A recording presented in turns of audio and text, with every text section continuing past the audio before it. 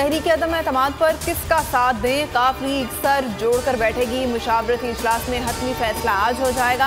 चौधरी शुजात कहते हैं ऑपोजिशन की तहरीक पर काफ लीग किसी कश्मकश का शिकार नहीं है। वज़ीर आज़म परवेज़ इलाही के दरमियान आज मुलाकात होगी। कामिल अली आगा कहते हैं मुलाकात का मुझे इल्म नहीं।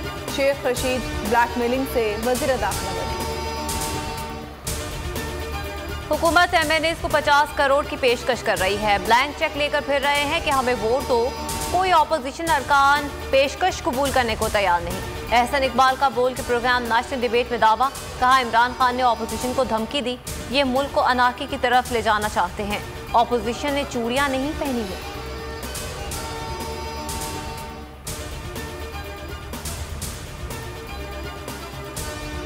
ऑपोजिशन स्पीकर और डिप्टी स्पीकर कौमी असम्बली के खिलाफ भी तहरीक अदम एतमाद लाने के लिए तैयार। PDM का सरबराह इजलास आज तलब। शहबाज शरीफ और आसिफ सरदारी की एक और मुलाकात तय।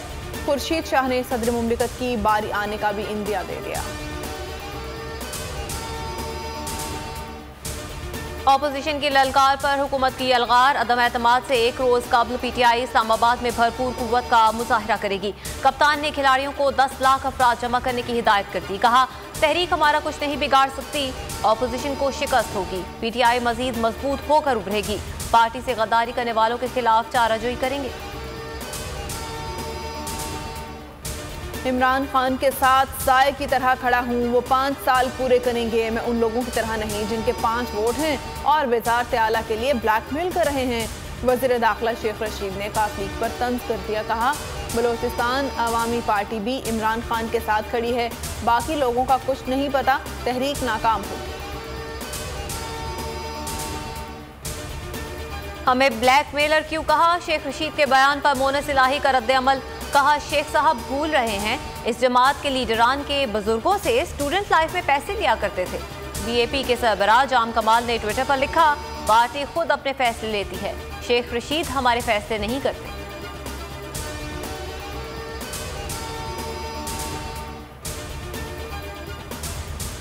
अलीम खान और तरीन ग्रुप के दरमियान दूरियां मजीद बढ़ने लगी। तरीन ग्रुप के चंद अरकान के अलीम खान पर एतराज़ात। अलीम खान को बतौर वज़ीर आला तस्लीम करने से इनकार कर दिया। अलीम ग्रुप के भी तरीन ग्रुप पर तहफ़्फ़ुज़ात। शाह महमूद ने तनकीद करते हुए कहा कि बल्ले के निशान से मुंतखब होने वाला इमरान खान को वोट देने का पाबंद है। जो वोट नहीं देना चाहता वो मुस्ताफ़ी हो जाए।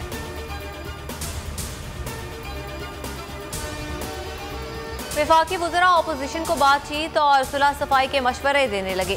शेख रशीद कहते हैं हम सबको सुलह सफाई और ठंडे प्रोग्राम की तरफ जाना चाहिए। फवाद चौधरी ने ट्विटर पर लिखा, लड़ना मुश्किल नहीं, बाद में सुलह सफाई मुश्किल होती है। मरियम औरंगजेब कहती हैं सुलह सफाई सियासतदानों से होती है, बदमाशों से नहीं। राना सना ने शेख रशीद के बयान को घबराहट करार दे दिया।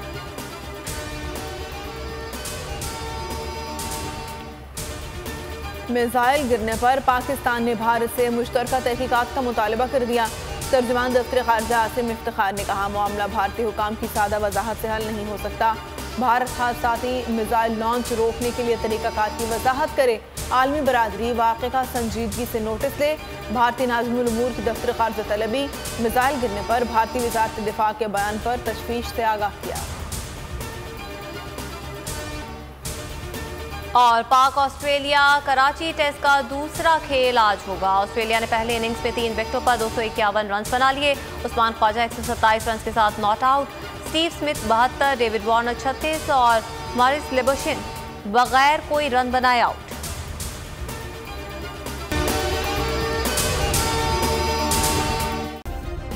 सब्सक्राइब करें और बेल दबाएं ताकि कोई खबर रह न जाए।